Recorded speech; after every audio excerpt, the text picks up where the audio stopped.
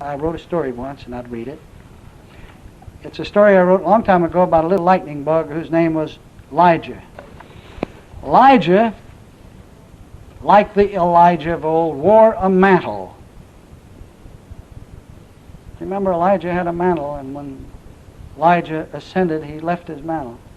That's what the Bible records. But anyway, Elijah, this little Elijah, wore a mantle of distress within himself. Not an uncommon ailment, Jim.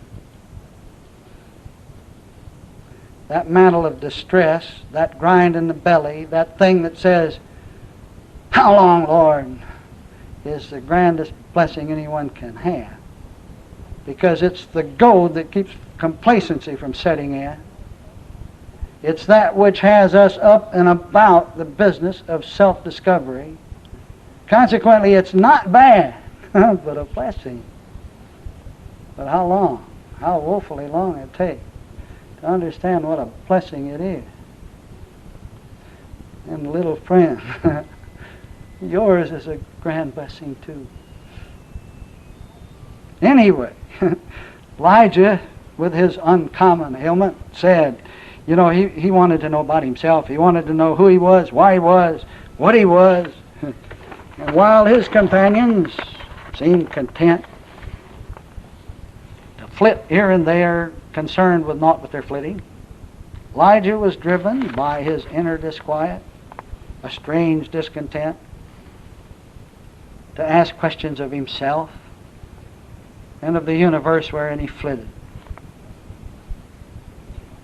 One day, in the blazing light of the high noon, Elijah flitted from updraft to downdraft, from east wind to west wind, and occasionally into a southern wind, searching for himself, searching for the real, asking millions of questions, but finding few answers.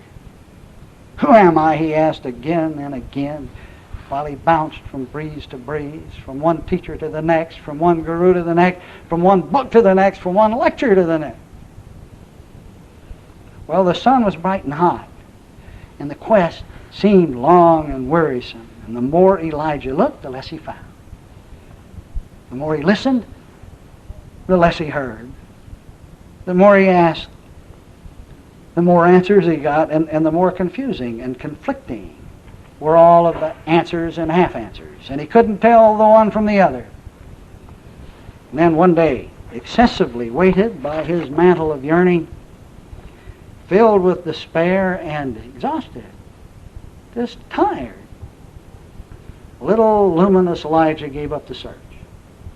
It's useless, he said. It's hopeless. What in the hell makes me think I'll ever find the truth? I've found many things. Oh, but not all. I haven't found that light, that joy. With every question answered, he said to himself, with every question answered, 10 more are present to be asked again. Well, what is all this stuff and nonsense I hear about omniscience am I? Infinite wisdom am I? Infinite strength am I? Where is it? Why isn't it helping me now? What's wrong? Whereupon Elijah folded his wings in mid-flight and fell headlong into a big black hole. I pause this for a minute for an aside. It's interesting that our astronomers are so very much concerned at the moment about the big black holes that present themselves in space to be observed.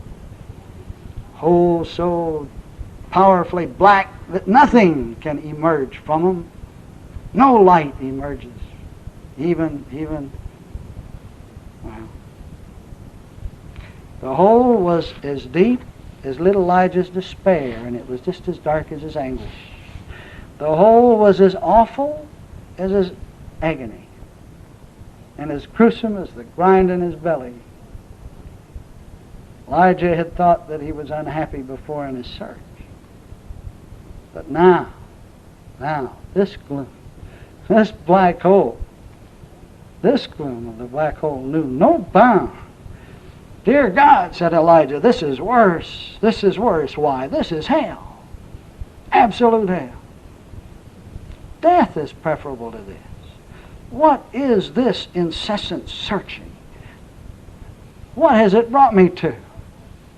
Cursed is the devil or whatever that ever started me out on a quest for truth, on a quest for identity. Self-discovery, he said. Bah, humbug. But then, just then it happened. It happened. In that awful darkness, Elijah blinked and he found his fanny. Elijah found his blooming, blinking, ever-present rear end. He found the very light he was. Oh, the brightness of himself. The strength and power of the all of himself. In one twinkle of a blink, in one twinkle of one blink, thanks to the darkness, thanks to the black hole, thanks to the anguish, thanks to the grind in the belly, luminous Elijah could see the yearn for self of himself. Great glory, he said, I've found myself.